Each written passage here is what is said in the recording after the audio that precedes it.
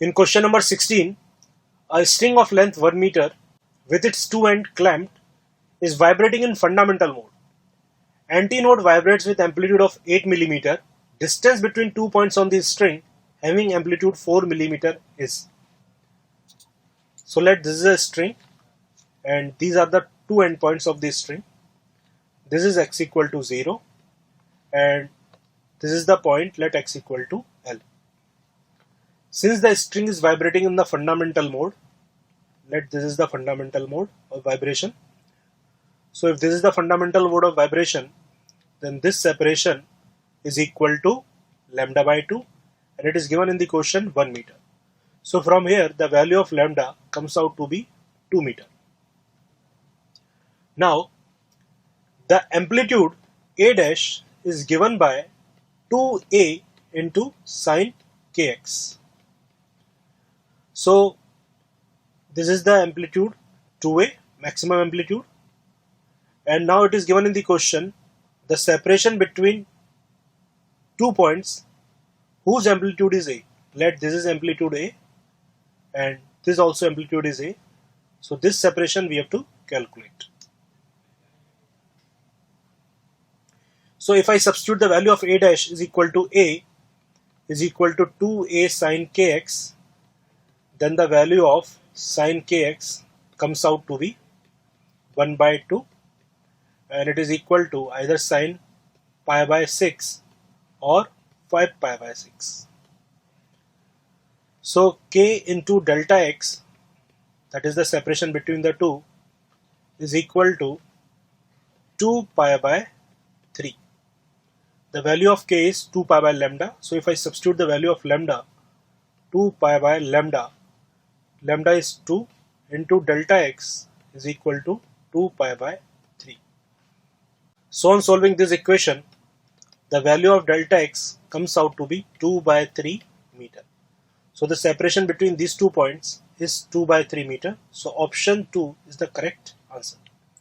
So the correct answer for question number 16 is option 2. Let's move to question number 17. In question number 17, a tuning fork having a frequency of 170 Hz is vibrating just over a cylindrical tube. The height of the tube is 110 cm. Water is slowly poured in it. What is minimum height of water required for resonance to occur? Velocity of sound in air is equal to 340 meter per second. So it is given in the question, let this is a cylindrical tube and the height of the cylindrical tube is 110 cm, which is given in the question. So there is a tuning fork. The frequency of the tuning fork is given 170 Hz.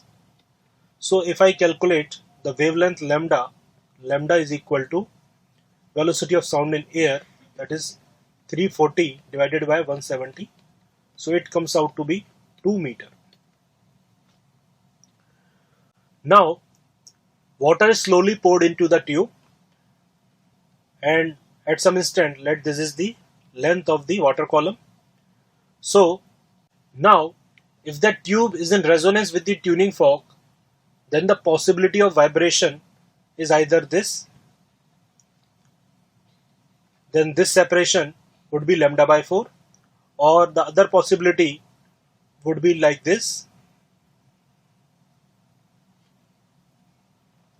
then this is equal to 3 lambda by 4. So we can say that, so the resonance of the tube with the tuning fork occurs at lambda by 4, 3 lambda by 4, 5 lambda by 4 and so on. So if I calculate the value of lambda by 4, it comes out to be 50 cm. This comes out to be 150 cm. This comes out to be 250 cm. But the length of the tube given is 110 cm. So this value crosses the length of the tube, that is 110 cm. So we can say that the maximum height of this portion is 50 cm. In that case, the minimum height of water would be 60 cm. So option 4 is the correct answer. So the correct answer for question number 17 is option 4. Let's move to question number 18. In question number 18, 3 points CAB, an infinitely long wire having uniform linear charge density lambda, are lying in the same plane. The minimum amount of work to be done to move a point charge Q from point A to B along the line AB is. So in order to calculate the minimum amount of work, it means the charged particle is to move very slowly from A to B. And in that situation, the work done against electrostatic forces is equal to Q into the potential of point B minus potential of point A. Since point B and C lie on the equipotential surface of given charge configuration, so this is also equal to Q into Vc minus Va. And the potential difference between these 2 points for an infinitely long wire can be written as Q into lambda upon 2 pi epsilon naught ln Ra, that is 2D, divided by Rc, that is D. So this can be further written as Q into lambda divided by 2 pi epsilon naught ln 2. So option 2 is the correct answer. So the correct answer for question number 18 is option 2. Let's move to question number 19. In question number 19, two large conducting plates of area A are kept parallel to each other. Charge 2Q and Q are given to plates as shown. If field at point X is E0, then field at point Y will be. So in the given figure, the 2Q charge is given to this plate and Q charge is given to this plate. So the charge on the outer surface is equal to summation of total charge divided by 2. So 3Q by 2 charge come on this surface and 3Q by 2 charge come on this surface.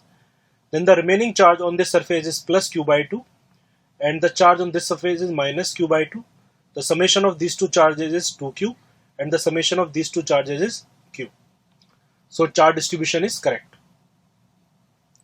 Now if I write the electric field due to an infinite sheet, then electric field due to an infinite sheet is given by E is equal to sigma upon 2 epsilon naught, or it can be written as Q by A divided by 2 epsilon naught.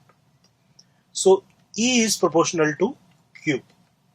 So if I write electric field at point X, then Ex is proportional to charge due to this surface plus charge due to this surface. The electric field due to these two charges 3Q by 2 gets cancelled out at point X. So it is proportional to Q by 2 plus Q by 2. Similarly, if I write the electric field at point Y, then Ey is proportional to 3Q by 2 plus 3Q by 2. Because the electric field at point Y due to Q by 2 charges, either plus Q by 2 or minus Q by 2, gets cancelled out. So if I take the ratio Ey upon Ex, this is equal to 3Q by Q, and Ey comes out to be 3 times Ex, and it is given in the question the value of Ex is E0. So Ey is 3 E0. So option 4 is the correct answer. So the correct answer for question number 19 is option 4. Let's move to question number 20. In question number 20, a charge Q is uniformly distributed over a circular annular disk of inner radius A and outer radius 2A. The electric potential at the center will be. So it is given in the question, suppose this is an annular disk, its outer radius is 2A and its inner radius is A, and the charge is uniformly distributed in this disk from A to 2A. We have to calculate the electric potential at the center of this annular circular disk. So in order to calculate this, I am considering a circular ring of radius x and another circular ring of radius x plus dx. So the charge contained between these two rings dq is equal to capital Q is the total charge in the annular disk. So Q divided by pi into 2a square minus a square. This is the area over which this charge Q is distributed uniformly, into the area of this considered element, that is 2 pi r into dr. So this is my dq. So if I write the potential at the center due to this considered element, so dv is equal to k, that is 1 upon 4 pi epsilon naught, into dq. So the value of dq I have calculated, divided by r. So this separation is x. So if I calculate v, then v is equal to integration of dv, as x varies from a to 2a. This we can directly integrate because potential is a scalar quantity. So if I integrate this with respect to x, then it comes out to be capital Q divided by 6 pi epsilon naught into a. So option 4 is the correct answer. So the correct answer for question number 20 is option 4. Let's move to question number 21.